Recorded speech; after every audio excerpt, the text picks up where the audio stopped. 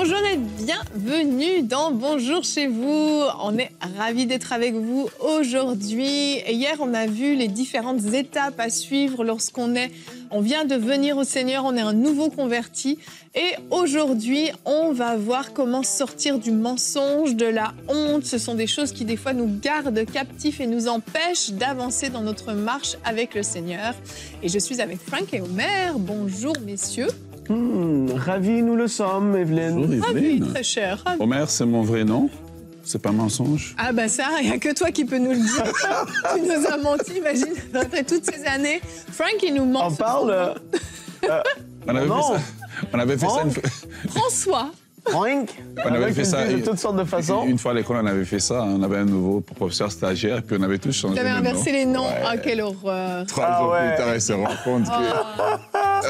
C'est tellement méchant, mais ça nous fait tellement rire quand on est jeune. Ah là là. Et donc là, on va parler de la honte aujourd'hui, Evelyne. Je n'étais pas au courant. Oui, Frank, on parle de la honte et du mensonge, parce que généralement, ils sont associés tous les deux. Oh, c'est beau! On a menti, généralement, la honte vient pour nous garder dans le mensonge et pas nous permettre d'en sortir. Donc, on est obligé... Culpabilité aussi. Oui, on est obligé de traiter tout ça en combo. On dirait que tu réfléchis vraiment à tes émissions avant de les préparer, en fait. On dirait juste. Et Omer, tu feras un conseil du coach. Tu vas nous dire les étapes. Quelles sont les étapes pour sortir du mensonge? Oui, une approche chirurgicale aujourd'hui pour nous aider à tous s'en sortir. Et on va se rendre compte que il y a différentes catégories de menteurs.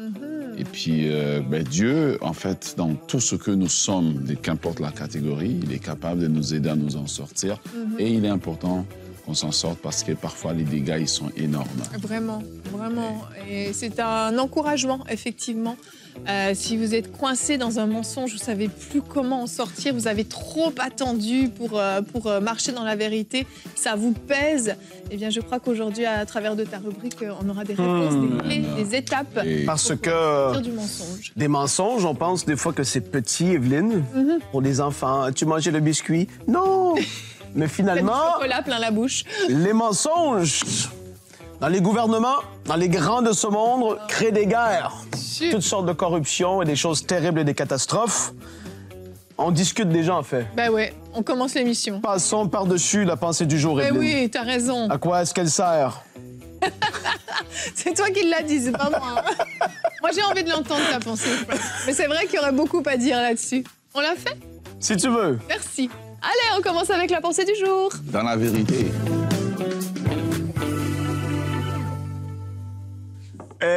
Oui, j'avais une petite pensée pour vous aujourd'hui. Quelques versets importants qui parlent de la vérité. Et là, on va regarder ensemble l'importance que le grand apôtre Jean accordait au fait de marcher dans la vérité. C'est énorme. 3 Jean.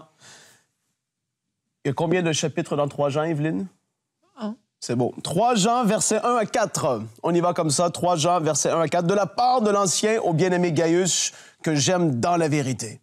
Bien-aimé, je souhaite que tu prospères à tout point de vue et sois en bonne santé à l'image de ton âme. J'ai en effet éprouvé une très grande joie. Écoutez bien, lorsque des frères sont arrivés et ont rendu témoignage de ta sincérité, de la manière dont tu marches dans la vérité. Au verset 4, « Je n'ai pas de plus grande joie. » T'imagines, ces gens qui se disent, c'est énorme ce qu'il dit, « Je n'ai pas de plus grande joie. » Qu'est-ce que dans ta vie tu fais que tu dirais, « Je n'ai pas de plus grande joie. » C'est pour dire à quel point il pensait et accordait une importance à cela. Il dit, « Je n'ai pas de plus grande joie que d'apprendre que mes enfants marchent dans la vérité. » Énorme. T'imagines à quel point c'est important. Et là, aujourd'hui, je voudrais pouvoir mettre de l'avant quelques bienfaits de marcher dans la vérité. Proverbe 2, verset 7. « Il tient le succès en réserve pour les hommes droits. Il est un bouclier pour ceux qui marchent dans l'intégrité. » La vérité, d'autres versions vont dire. Ésaïe 33, versets 15 et 16. « C'est celui qui se conforme à la justice et parle avec droiture, qui rejette un gain obtenu par extorsion, qui secoue les mains pour refuser un pot de vin, qui se bouche l'oreille pour ne pas entendre parler de meurtre et qui se bande les yeux pour ne pas voir le mal. Celui-là aura pour résidence des endroits élevés et des rochers escarpés lui serviront de forteresse. du pain lui sera fourni, de l'eau lui sera assurée. Là, on voit dans ces passages, ici, on parle de vérité. Et je sais que là, Evelyne fait tellement de travail pour qu'on reste sur un thème durant toute l'émission, mais des fois, je fais exprès de sortir du thème. Elle n'aime pas, mais je le fais aujourd'hui, dans cette émission. Quand on parle de marcher dans la vérité, on parle de dire la vérité, ça c'est certain, mais celui qui marche dans la vérité, c'est-à-dire celui qui marche dans la justice, dans un chemin qui est juste. Quand tu marches dans la justice, dire la vérité, ben, en fait partie, parce que tu marches d'une manière qui est juste. Et alors que tu marches dans la justice, la parole nous promet la bénédiction de l'Éternel. T'imagines à quel point c'est énorme? La protection divine est surnaturelle. Le Seigneur va te protéger alors que tu choisis de dire la vérité. Sa main va rester et reposer sur toi, même si dans une situation tu as fait une erreur, mais tu choisis l'intégrité et de dire la vérité et de ne pas te cacher derrière le mensonge. Le Seigneur, sa bénédiction, sa protection et la provision est avec celui qui marche dans la justice et dans la vérité. Et l'apôtre Jean, c'est pour ça qu'il a dit « Je suis d'une très grande joie lorsque j'entends dire que mes enfants marchent dans la vérité. » Autant qu'on dise la vérité, extrêmement important parce qu'il y a toutes sortes de conséquences terribles, et Omer va en parler, mais celui qui marche dans la droiture et dans la vérité va être béni à différents égards. Et je termine avec ce verset, 1 Jean, encore une fois, 1, verset 6. « Si nous disons que nous sommes en communion avec lui, si nous disons qu'on est en communion avec lui, et nous marchons dans les ténèbres, nous mentons et nous ne mettons pas la vérité en pratique. » Encore une fois, Jean ramène et met de l'avant la vérité, le fait de marcher dans la justice, etc. C'est tellement important, cette émission. Je prie que le Seigneur puisse mettre et amener, s'il le faut, certaines convictions de péché afin que la vérité soit dite, mise à la lumière et que le juste puisse vraiment prendre cette décision de dire non, je ne vais pas marcher d'une manière dans l'hypocrisie, mais je vais marcher en accord avec la parole. Je prie, Père, que tu donnes la force et la capacité et le désir à nouveau de se remettre sur le droit chemin, parce que c'est ce qui t'est agréable. Seigneur, au nom de Jésus, on prie. Amen. Amen. Oui? Je voudrais demander qu'on prie encore. Oui. Pendant que Franck était en train de faire sa pensée, je pensais aux gens qui sont dans des situations, qui payent les conséquences parce qu'ils ont dit la vérité. Les gens qui payent les conséquences parce qu'ils ont refusé, dans certains pays, une corruption gouvernementale. Ils vont dire non, moi je ne veux pas corrompre ma foi, je vais dire la vérité. Et il est arrivé, peut-être qu'ils ont perdu le travail, ils ont perdu une promotion, et peut-être aujourd'hui ils subissent les conséquences. Et j'aimerais vous dire que nous pensons à vous. Le Saint-Esprit me met à cœur qu'on puisse prier pour vous, que vous avez choisi de marcher dans la vérité. Et à cause de la vérité, vous avez perdu un standing de vie, un avantage que vous avez, une situation que vous avez. Peut-être on vous a repris les voitures, des fonctions que vous avez, et vous vous retrouvez en train de payer les conséquences. J'aimerais vous dire, votre récompense sera grande auprès du Seigneur. Et en ce moment, j'aimerais juste prendre un moment et prier pour vous. Père, nous voulons prier en ce moment pour nos bien-aimés qui sont là et qui ont choisi de ne pas se corrompre, qui ont choisi de rester authentiques, qui ont choisi de ne pas participer à la corruption, non seulement de dire la vérité, mais de vivre dans la vérité. Et alors qu'ils sont en train de subir, Seigneur Dieu, ces moments de persécution, ces moments où les choses sont plus difficiles, ce moment où peut-être qu'ils sont rejetés, ce moment où ils ont des conséquences sur eux et sur leur famille. Père, nous voulons confesser que tu es capable de les sortir de cette zone de tempête. Joseph est resté dans la vérité dans la maison de Potiphar. Et tu l'as élevé sur le trône d'Égypte au plus haut niveau. Et nous voulons prier maintenant pour ces bien-aimés, pour que le mal qui a été prévu pour eux se change en bien. Que le mal qui a été prévu se change en bien et qu'ils voient la bonté de Dieu. Et nous prions pour cette saison où les choses sont peut-être un peu plus difficiles, que tu puisses pourvoir à tous leurs besoins de façon surnaturelle. Dans le nom de Jésus, nous avons prié. Amen. Amen. Amen. Ça me fait penser à une maman avec qui une maman que j'ai rencontrée un jour. Et en fait, elle était mère célibataire avec sa fille. Moi, je ne connaissais pas particulièrement son histoire. Et la petite souffrait énormément de ne pas avoir de papa. C'était difficile, c'était répétitif. Quand on prenait, par exemple, des sujets de prière à l'église avec les enfants, c'était toujours « j'aimerais un papa, j'aimerais un papa, j'aimerais un papa ». C'est une grande souffrance.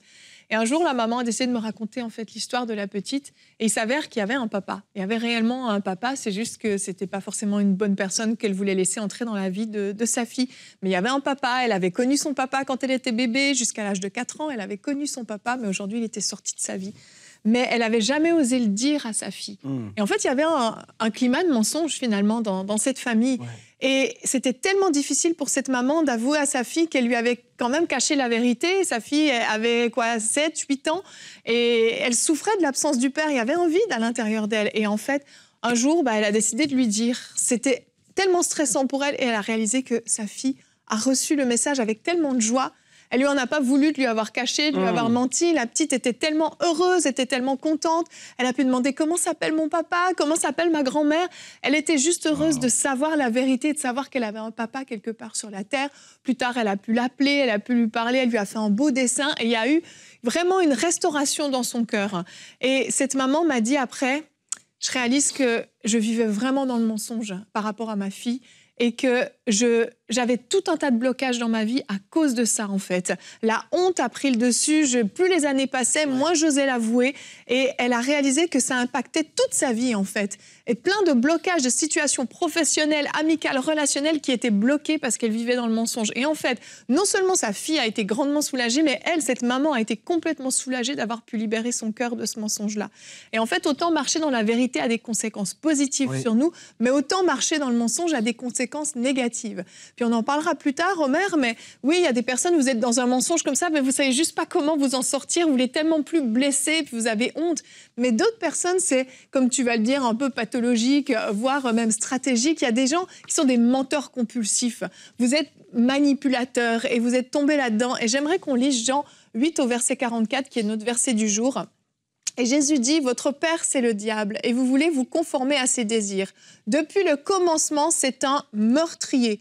Il ne se tient pas dans la vérité parce qu'il n'y a pas de vérité en lui. Lorsqu'il ment, il parle de son propre fond, puisqu'il est menteur, lui, le père du mensonge. Quand on marche dans le mensonge et qu'on manipule et qu'on trahit et qu'on nourrit un mensonge, qui devient notre père si ce n'est le père du mensonge? Et je crois qu'il y a vraiment des prises de conscience qu'il faut avoir aujourd'hui. Il y a certaines personnes, et vous avez eu le courage de suivre cette émission, et c'est déjà extraordinaire, mais vous avez accepté de vivre dans une manipulation et un mensonge. Vous avez trahi votre époux, votre épouse, et vous continuez et vous vous embourbez dans tout un tas de mensonges, couche après couche, au point où vous-même, vous ne savez plus du tout ce qu'est la vérité. Et j'aimerais vraiment vous inviter à vous repentir aujourd'hui. Oui, c'est peut-être que vous êtes compromis, peut-être que vous êtes allé trop loin, mais il est temps de marcher dans la vérité et de changer les choses parce que le Seigneur nous demande de marcher dans la vérité. Il y a, comme Frank l'a dit, tellement de bénéfices à marcher dans la vérité. Mais je vous propose qu'on enchaîne avec ta rubrique, Omer, parce que je pense que la majeure partie des gens qui nous écoutent aujourd'hui veulent s'en sortir, mais ne savent juste pas comment faire. C'est pas forcément toujours volontaire. Quelle description terrible, celle du diable. Ah, vraiment. Ah! Dégueu, hein? J'ai fini. Voilà, merci. Bon. Allez, on va enchaîner avec la rubrique Conseil du coach. Quelles sont les étapes pour sortir du mensonge? Parfait. Quelles sont les étapes? J'aimerais commencer par affirmer que sortir du mensonge, c'est possible, mais je pense que il nous convient à nous de faire une chirurgie, un scanner pour pouvoir comprendre d'abord c'est quoi, parce que parfois on est pris dans quelque chose, mais on ne sait pas c'est quoi. Donc, Psaume chapitre 5 nous dit, et ce verset m'a vraiment effrayé, hein, le psalmiste dit, tu fais disparaître les menteurs. L'Éternel a horreur, 1, des assassins, 2, des trompeurs. C'est grave. Comment Dieu considère la chose? Psaume 34, le verset 7 nous dit, alors préserve ta langue du mal et tes lèvres des paroles trompeuses. C'est ce que Dieu veut. Vous savez, le mensonge consiste à communiquer intentionnellement des fausses informations, des informations trompeuses en vue d'induire quelqu'un en erreur. Mais ce n'est pas seulement des informations, mais aussi une image. Aujourd'hui, alors que nous sommes dans le monde des médias sociaux, avec les filtres pour nos photos, voilà, que le Saint-Esprit nous aide. C'est dit. Voilà. Donc, et la vie de millionnaire que nous avons tous sur les réseaux sociaux, que le Saint-Esprit nous aide à discerner où est la vérité et où est le mensonge. Mais en fait, pourquoi les gens mentent? Je me suis posé la question en préparant cette rubrique, parce que c'est bien de parler des étapes pour sortir, mais il faut comprendre pourquoi. Pourquoi les gens mentent? Eh bien, les gens mentent premièrement pour se protéger, la peur des conséquences. Quand Dieu pose la question à Adam et Ève, qui vous a dit que, voilà, qui t'a dit que tu étais nu, et Dieu leur pose la question, mais comment ça se fait que vous avez mangé l'arbre? Adam dit, mais c'est la femme que tu as mis à côté de moi. Et donc, tout le monde est en train de mentir, en fait, dans la chaîne, etc. Donc, le mensonge, en fait, c'est quelque chose que, quelque part, est dans la nature, notre nature adamique, porte cette capacité-là de mentir. Un enfant ne prend pas un cours d'université pour qu'on lui apprenne à mentir, là. Sûr, hein? Vous savez, chaque famille, même s'ils ont un enfant, ils en ont toujours un deuxième qui s'appelle « Ce n'est pas moi ». C'est pas moi. Vous voyez? J'ai rien fait. C'est dans la nature de l'enfant. Mais premièrement, les gens, donc, lorsqu'on est pris, on est mal à l'aise à quelque chose, la tendance adamique, la tendance en nous, c'est en fait de mentir pour se protéger, parce qu'on a peur des conséquences. Et souvent, on va le faire parce que quand on a dit la vérité, on n'avait jamais été encouragé à dire la vérité. Au contraire, on a été puni. Et notre cerveau a enregistré que si je dis la vérité, j'aurai une conséquence. Deuxième, les gens mentent bien pour obtenir un avantage. Jacob a menti à son père. Voilà, son père était confus. Les mains sont les mains d'Ésaü, la voix est la voix de Jacob. Et Jacob, il a confirmé, mais il a subi des conséquences dans sa vie. Ouais. Donc, on ment pour obtenir un avantage. 3, on ment pour, éviter une douleur émotionnelle, etc. Abraham a dit que Sarah, c'était sa sœur. On ment pour compenser certains déficits que nous avons. Donc, souvent, on va le voir vraiment aujourd'hui sur les réseaux sociaux, comment les gens se présentent. On a l'impression qu'ils ont la vie des rêves et des enfants de Dieu, là. Hein. On ment que mon assemblée est 600 personnes alors que vous êtes juste 250. Mais c'est un mensonge. Voilà. Donc, 3 types de menteurs. Continuons. Les menteurs ne sont pas les mêmes. Mais il existe 3 types de menteurs. Il y a les menteurs occasionnels. Voilà. Quand tu as été pressé, tu as dit quelque chose rapidement. Et souvent, lorsqu'on a menti occasionnellement, le Saint-Esprit en nous crée un malaise comme il a fait chez Pierre. Pierre a dit, non, je ne le connaissais pas, mais il avait peur de mourir, etc. Il dit, non, je ne connais pas cet homme, je ne connais pas cet homme. Il s'est mis à dire des grossièretés, etc., à reprendre les gens sévèrement. Mais en réalité, Pierre était juste quelque chose de occasionnel, qui est arrivé parce qu'il était pressé par un événement, et on voit après qu'il est parti se repentir. Oui. Ouais. C'est souvent des mensonges par peur, en fait. On est pris de court et on a peur. C'est ça. Et souvent, on a comme envie de juste venir réparer. Tu sais quoi? Tu sais, j'ai dit ça, mais tu sais, c'était pas ça. Et ta conscience te reprend encore automatiquement. À ce niveau-là, quoi. À ce niveau-là, ta conscience te reprend automatiquement. Ouais. Mais là, montons maintenant dans les catégories des poids lourds. Il existe des menteurs, les menteurs pathologiques. Eux, c'est les professionnels du mensonge. Les professionnels du mensonge. Et ce que j'aimerais dire, c'est que ça ne touche pas seulement les gens en bas de l'échelle sociale, ou les gens qui sont assis dans les bancs à l'église, même ceux qui prêchent peuvent être des menteurs pathologiques, voilà. Et comment on peut être un menteur pathologique? On est un menteur pathologique parce que je peux même me créer une image que je suis spirituel et je passe beaucoup de temps dans le jeûne et la prière, alors que je ne jeûne absolument pas, je n'ai absolument pas de vie de prière, mais je donne l'impression aux gens. Mais ça fait tellement longtemps que je fais cette chose que pour moi, ce n'est même plus devenu un mensonge. Maintenant, c'est une identité. C'est de ça que Jésus parle, qui dit que le diable ment dès le le commencement. Il ment depuis tellement longtemps qu'on l'appelle le père du mensonge. Elle est devenue son identité. Et lorsque on fait un mensonge occasionnel, un autre mensonge occasionnel, on ne se répand pas, à un moment donné, on tombe dans la catégorie des menteurs pathologique. Et là, je suis devenu un professionnel de la chose. Je sais comment couvrir les choses, comment même parfois faire que les gens se sentent mal. Et là, je mens de façon compulsive, je mens régulièrement. Et ce sont même des mensonges programmés, préparés dans le but d'attirer de l'attention, dans le but de me montrer plus grand que nature, en fait. Vous voyez, plus spirituel que je ne le suis, plus riche que je ne le suis. De montrer que, moi, j'ai la vie, j'ai réussi. Et sous des apparences de spiritualité, bien, vous ressemblez exactement au diable. Et Dieu peut vous libérer de cela. Amen. Quand le mensonge est une fréquence habituelle, quand la tendance à mentir, c'est quelque chose de tout le temps. Tu as été congédié, mais tu dis que tu as démissionné. Et tu le fais plusieurs fois, en fait. Et l'un des problèmes dans lesquels on ne grandit pas, on ne voit pas les bénédictions de Dieu, c'est parce que beaucoup de gens sont... Parce qu'on pense qu'un menteur pathologique, c'est quelqu'un qui dit des gros mensonges. Non, c'est quelqu'un qui cultive simplement une certaine image de lui et qui ne veut pas mal paraître par des mensonges réguliers qu'il entretient. Alors, faisons vite. Alors, le dernier type de menteur, c'est les menteurs stratégiques. Et lui, il ment parce qu'il veut monter les échelles d'une organisation. Souvent, ce genre de menteurs-là, c'est des gens spécialisés à faire des crocs en jambes aux gens.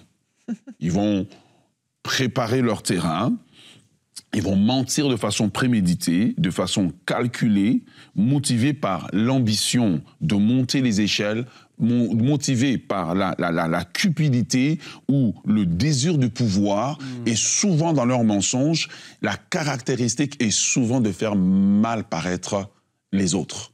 Ils vont dire une chose et ils vont juste la grossir juste assez pour créer les doutes par rapport à quelqu'un et que les autres personnes puissent embarquer dedans. Et qu'est-ce qu'il fait? Il va en fait polluer tout un système. Pourquoi?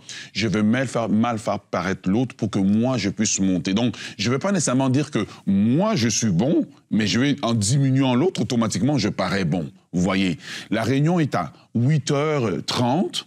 Eh bien, je veux faire comprendre l'autre tranquillement que c'est à 8h45. Quand il arrive en retard, c'est dommage, hein? Et comment on sort du mensonge, alors? Comment on sort du mensonge? C'est super intéressant, hein? Mais qu'est-ce que le mensonge va faire, en fait? Les conséquences du mensonge. Premièrement, la perte de confiance. Les jours où on découvre que vous êtes menteur, là, il n'y a plus personne qui va vous faire confiance. Deuxièmement, on va avoir la détérioration des relations. Voilà, personne ne veut être ami avec quelqu'un, surtout qui est un menteur pathologique, compulsif. Et troisième des choses, l'isolation. On va être isolé parce que les autres nous perçoivent comme étant un dangereux parce que on ne sait plus quoi croire. Et c'est comme si le jour où on découvre ça, on tombe des nues, en fait. Quatrième des choses, la création d'un climat de suspicion. On est tout le temps en train maintenant de soupçonner non seulement toi, mais tout le monde. Si lui, il a fait ça, est-ce qu'il y en a d'autres aussi qui le font? Et finalement, pour sortir du mensonge, premièrement, vous devez avouer que vous avez un problème. Les menteurs pathologiques, les menteurs stratégiques le font depuis tellement longtemps que c'est très difficile d'avouer que c'est un problème chez eux. Il faut avouer que c'est un problème. La parole de Dieu nous dit, si nous confessons nos péchés, il est fidèle et juste pour nous les pardonner. Arrêtez de le faire passer comme de la spiritualité, l'humilité. Vous avez un problème de mensonge pathologique, chronique, et peut-être parfois c'est quelque chose même que vous avez hérité ou c'est peut-être dû à un trauma que vous avez vécu et vous avez dit, moi je ne serai plus celui qui va être dépassé lors d'une promotion, je vais tout faire pour monter les échelles et vous avez besoin que Dieu puisse guérir votre cœur et vous sortir de là. Donc, reconnaissez. Deuxièmement, identifiez en fait les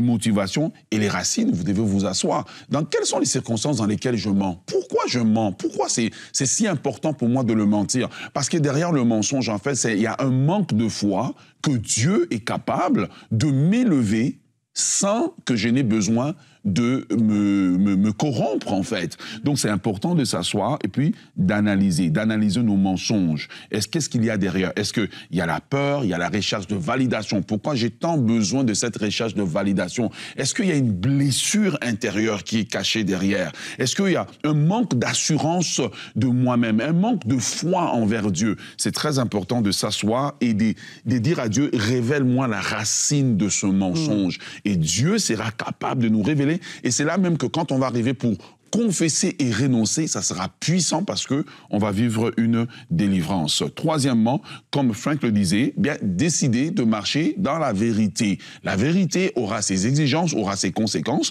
mais décider de marcher dans la vérité, prenez l'engagement ferme d'abandonner le mensonge et de vivre une vie honnête. Rejetez les justifications et apprenez à affronter la vérité, même quand cela est difficile. Éphésiens 4, 25 nous dit « Rejetez le mensonge et que chacun de vous parle selon la vérité. » Numéro 4, eh bien, demandez à Dieu de renouveler votre esprit avec la parole de Dieu. Le renouvellement de la mentalité est très important afin que nous puissions aborder les choses selon que Dieu le voit. Et numéro 5, bien rechercher de l'aide parce que parfois on va se relever, on va tomber, mais lorsqu'on a des personnes autour de nous qui, lorsque la chose arrive, au lieu de nous condamner, nous encouragent en disant « Écoute, c'est bon, tu t'es relevé. » Là, on sent que c'est en train de diminuer. Pas des personnes qui vont nous rejeter, mais qui sont là, des aînés dans la foi.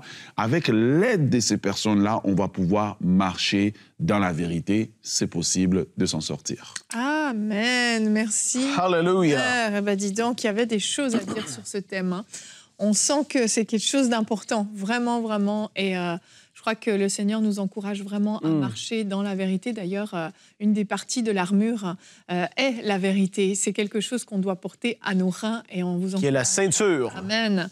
Et il est important vraiment de pouvoir marcher dans la vérité tous les jours de notre vie et de développer en fait cette crainte de Dieu aussi, pour ne plus être capable en fait de même se compromettre dans un petit mensonge, que dès le moment où on dit un petit mensonge même qui a l'air anodin, qu'on puisse immédiatement rectifier, corriger, pour ne jamais nous habituer à tolérer le mensonge dans notre vie. Je crois que c'est vraiment quelque chose d'indispensable. Le diable a tellement pris des gens, capturé des gens à cause du mensonge, en mettant la honte, la condamnation, la culpabilité sur eux, au point où le cercle est tellement continu qu'on n'arrive plus à s'en sortir et on sombre de plus en plus, de plus en plus. S'il vous plaît, sortez du mensonge, sortez de la honte, n'ayez pas peur d'avouer, de sortir la vérité, de le dire. Oui, il y aura des conséquences, c'est sûr, parce que les gens vont peut-être se sentir trahis, mais il n'y a rien de pire que de faire durer un mensonge encore plus longtemps. Chaque jour que vous attendez, c'est une blessure de plus que vous allez infliger à la personne à qui vous avouerez finalement la vérité. Eh oui, marcher dans la vérité, c'est manifester le caractère de Christ. Amen. Hallelujah. Très vrai. Ça, c'est beau. Hein? Vraiment. Beau mot de la fin, Christ. Frank. Beau mot de la fin. Et on va faire une semaine, peut-être une série spéciale sur le caractère de Christ. J'en ai des séries que je dois faire cette semaine. Vous êtes inspirés, c'est génial. Il y avait celle, tu te rappelles, Omer, c'était être en bonne santé dans nos émotions, qu'on appelle la santé émotionnelle. Tout à fait. On en a parlé un petit peu en début d'année. Quand même. Le caractère de Christ. 2025, ça va être chaud. Ça va être riche. On devient de plus en plus profond. Je prends note. Caractère de Christ, hein, Evelyne? J'essaie de noter, merci. Tu t'en rappelleras. On rappellerai. Demain, Dieu a tracé une destinée pour toi. Et oui, le Seigneur a des projets pour nos vies. Il n'a oublié personne. Et si vous êtes peut-être nouveau dans le Seigneur, eh bien, vous allez voir que Dieu a quelque chose qu'il a prévu pour vous et vous pouvez y entrer dès que possible. Et ce sera le pasteur Donato Anzalone qui nous a enregistré une très, très belle capsule sur comment réagir face à l'appel de Dieu. Ça va être riche et passionnant. Alors à demain. Bonjour chez vous.